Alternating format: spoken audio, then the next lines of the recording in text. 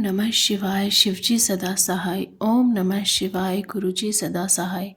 गुरुजी के चरणों में कोटि कोटि नमन।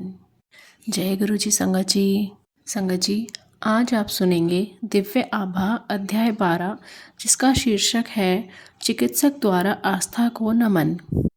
यह जर्नी शेयर की है डॉक्टर इंदर मोहन भाटिया जी ने, जो कि गुड़गांव से हैं। डॉक्टर इंदर मोहन भाटिया जी एक MBBS, DMS और MS डॉक्टर हैं।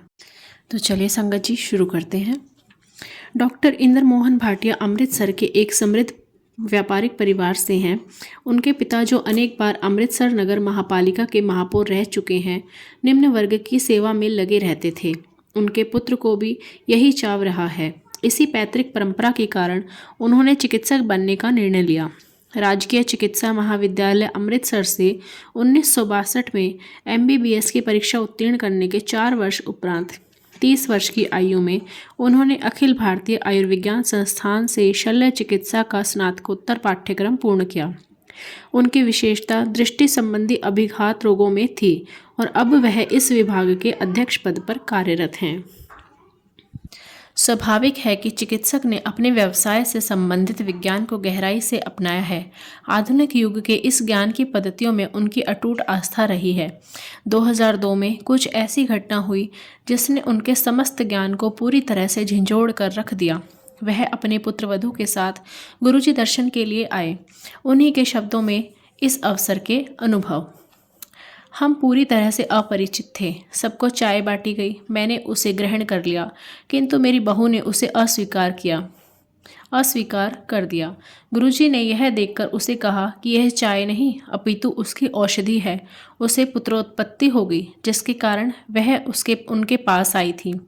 मेरी बहू के विवाह को 4 वर्ष हो गए थे और सर्वोत्तम चिकित्सकों ने बता दिया था कि उसका गर्भवती होना असंभव नहीं तो अत्यंत कठिन है। इससे वह अति व्याकुल थी।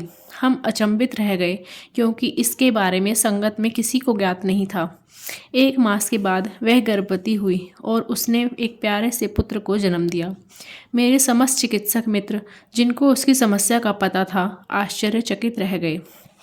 चिकित्सक की विज्ञान के समस्त नियमों पर बनी हुई आस्था डगमगा गई। वह कहते हैं कि गुरुजी के इस संदर्भ को वह समझ पाने या उसका विश्लेषण करने में असमर्थ थे। अभी वह इसी वैज्ञानिक विवेचना में ही लगे थे जब गुरुजी की एक अन्य अनुनय हुई। उनकी बहू की 70 वर्षीय दादी, जो मधुमेह की रोगी थी, पीठ दर्द से पीड़ित हो गई और उनकी टांगों के निचले भाग में पक्षाघात होने लगा। वह सरलता से चल फिर नहीं पा रही थी। उनकी संस्था के स्नायु चिकित्सकों ने परीक्षण किए और पूर्ण लकवे से बचाने के लिए शल्य क्रिया का परामर्श दिया। जब मैं उन्हें गुरुजी के पास लाया, उनकी शल्य क्रिया की तिथि निश्चित हो चुकी थी। वह अपने शब्दों में वर्णन करते हैं। चलते हुए मैंने गुरुजी से उनकी शल्य क्रिया की सफलता के लिए विनती करी। उन्होंने मुझे देखते हुए पूछा कि कैसी शल्य क्रिया। उन्होंने प्रसाद ग्रहण कर लिया है और अब वह स्वस्थ हो जाएंगी। अतः हमने शल्य क्रिया को स्थगित कर दिया और वह स्वस्थ होने लगी, जिसमें कुछ ही सप्ताह लगे। जय गुरुजी। डॉक्टर भाटिया कहते हैं कि आने वाले वर्षों में उन्होंने अनेक मरणासन्न रोगी स्वस्थ होते हुए देखे हैं। गुरु कृपा से विकट हृदय और अन्य असाध्य रोगी भी ठीक हुए हैं। गुरुजी को बताए बिना भी चमत्कार हुए हैं। डॉक्टर भाटिया का विश्वास है कि गुरुजी की कृपा का पात्र बनने के लिए पूर्ण आस्था, धैर्य और समर्पण करने की क्षमता होना आवश्यक है। उनके व्यक्तित्व का पूर्ण परिवर्तन गुरुजी का उनको सबसे बड़ा उपहार रहा है। मेरे जीवन में अब पूर्ण शांति है। डॉक्टर भाटिया कहते हैं, उन्होंने मुझे ईश्वर के अस्तित्व में पूर्ण विश्वास और शरण दी है। जय गुरुजी। अनंतम शुक्राना गुरुजी।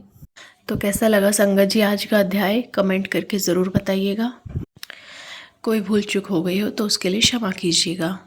संगत जी, अगर आप अपना सत्संग हमारे चैनल पर शेयर करना चाहते हैं तो डिस्क्रिप्शन बॉक्स में दी गई मेल ID या फिर व्हाट्सएप नंबर किसी पर भी आप रिकॉर्ड करके भेज सकते हैं।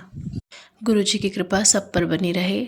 सर्वदा भला करें गुरुजी, सर्वदा भला हो। जय गुरुजी। शुक्राना गुरुजी। अनंतम शुक्राना।